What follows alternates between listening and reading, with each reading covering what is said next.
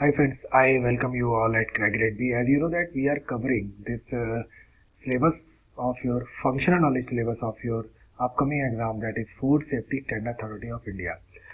So we have missed some part, so we are covering this part, that is third party, and in one or two more videos we will provide you the rest of the part of your syllabus. And this is very important, and you can have any question from this third party audit, right? So this is our course. You can purchase it at 70% of discount right now, and we are covering all these parts in our syllabus. And you can, for more update, you can visit our website, that is www.grade.com. So friends, first of all, why we require this third party audit system? So I have highlighted two or three words. That is, first one is private auditing agency, compliance culture, and private recognized agency. So let's understand this point, that there are a food business operator, there is the Food Safety Standard Authority of India, and if any regulation this Food Safety Standard Authority of India want to apply on this food business operator, then what will they do?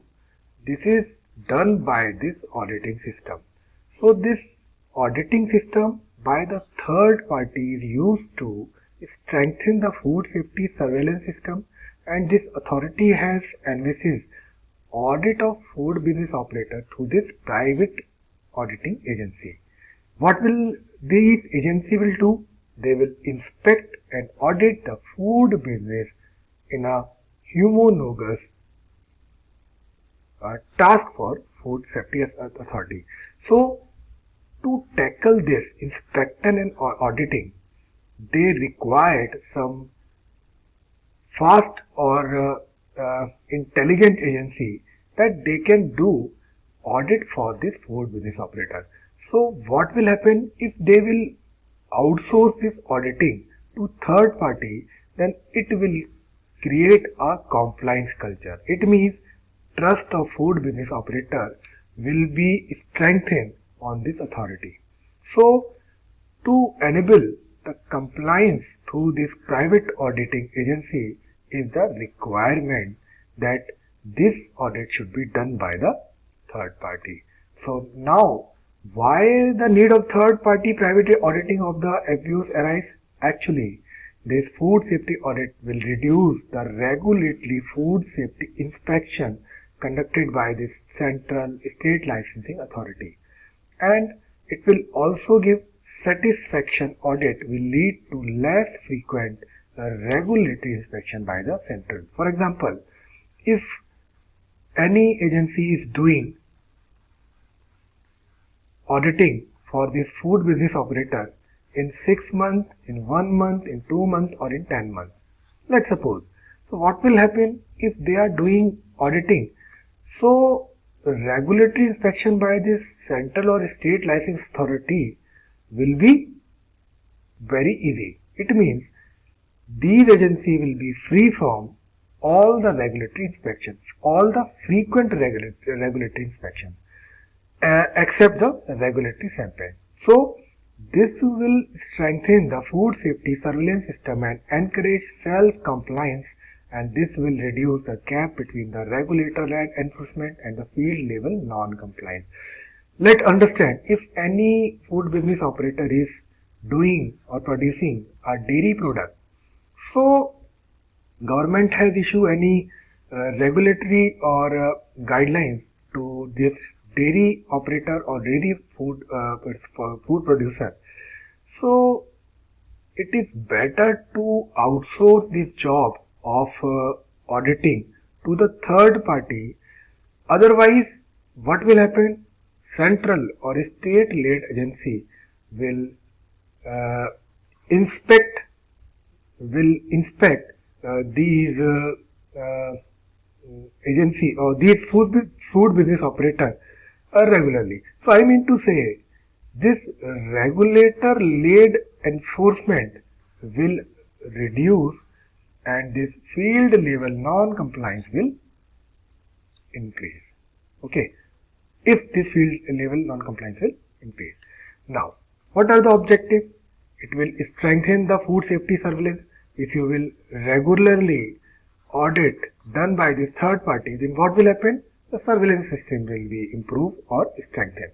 And it will reduce the regulatory food safety inspection conducted by this Central State Licensing Authority, which I was telling you in my previous video. And it will also encourage self-compliances, and it will develop a self-sustaining ecosystem for ensuring compliance. It means food business operator is audited by this third party will itself or self compliance with the regulatory mechanism or framework set by this central authority. Now it will also reduce the gap between the regulator-led enforcement and the field level non-compliances. Now, what are the criteria? These third party are selected on basis of some criteria, and these are the some criteria which I am going to discuss with you. The first one, they should be a legal entity in India. It means it should be a legal entity in India. They should have a valid accreditation. The accreditation body is a member of this International Accreditation Forum and signatory to the IEF Multilateral Recognition Arrangement. They should have minimum 3 qualified auditors, and it is desirable to have indemnity insurance. So these are all the, I have already discussed this International Accreditation Forum in my previous video, which I have already provided to you. So you can learn about this IEF International Accreditation Forum from this video. So these are the criteria for recognition of audit organization or agencies. Now, what are the duties of the auditor? This is very important, and we will learn this very quickly that how they are performing their duty. First of all, they will conduct a food safety audit for the FBO. They will check the compliances with the provision of the various regulations made under this Act. Which Act? FSS 2006 Act. Under this, some guidelines, some provisions are given. So they will check that these works or whatever works is done by this FBO are according to the provision of this regulation under this Act. Now they will also conduct a pre-commissioning inspection of newly established food business operator. For example, if anyone wants to open a food business, then a pre-commissioning, it means they are setting their machinery, they are setting their infrastructure, so they can visit this place that you are doing in a right direction. This is also done by this this third party auditor. Keep all commercial in confidence material confidential, which include process and product formulation information, food safety program information, and audit outcomes.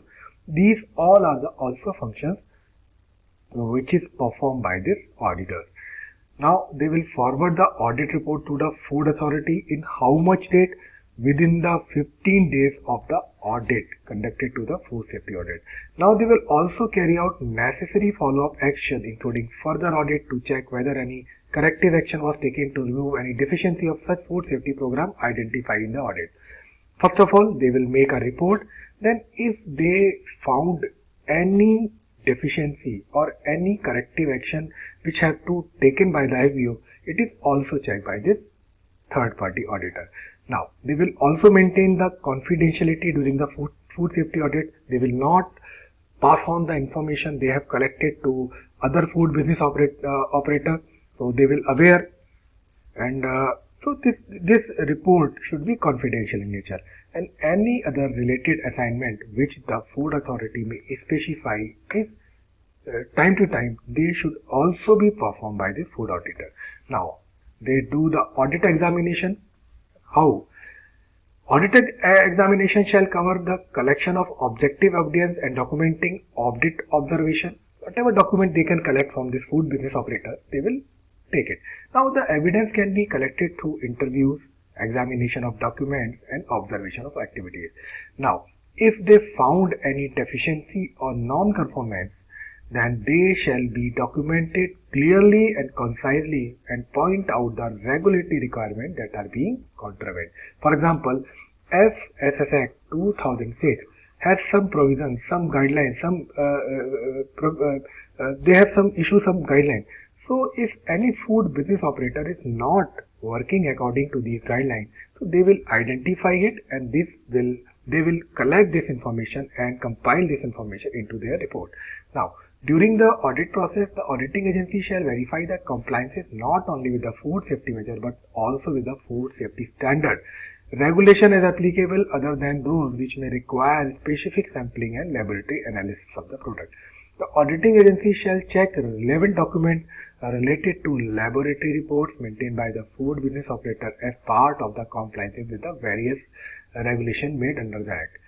So they will also check each and every document, whatever standard they are following, they will compile it, they will collect it, they will compile it, and they will note down all these points in their report, and they will submit this report to the Food Safety Authority within the 15 days of their audit. Now, how they prepare the audit report? Under this, the auditor shall report the finding of the audit to the food business after the completion of the audit, wherein the food business shall be given an opportunity to discuss the finding, provided further information or clarification. For example, if any auditor is doing audit for any food business operator and they have identified some points, so they will give some time to this food business operator for the clarification. After that, they will submit their report, and they will submit their report within 15 days, and they will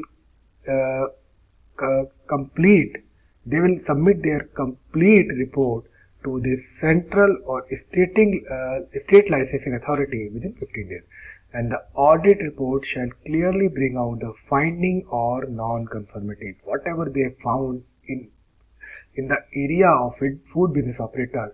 They have to mention these all finding and non-conformities in their report. So the non-conformities of the audit may be classified in two categories, that is major non-conformity and the minor non-conformity.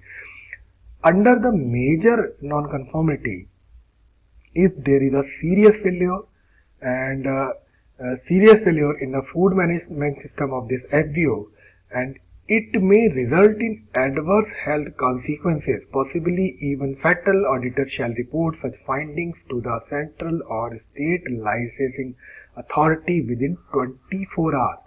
For example, I will explain you this point here. If a person has a dairy industry, right, and he is selling some milk, and they have found that he is mixing some chemical into the food or into the milk, and whatever chemical he is mixing in this food, this act or these guidelines have given some standard, some specification and some quantity, that not more than that you cannot mix chemical in this milk, and this food business operator is mixing more chemical which is prescribed under the standard, then it can be fatal, it can be very fatal to the people. So these types of non-conformities should be informed by the auditor within 24 hours to the state licensing or central licensing authority, right? And the central or state licensing authority, after setting the seriousness of the situation, shall take regulatory action against the concerned food business operator.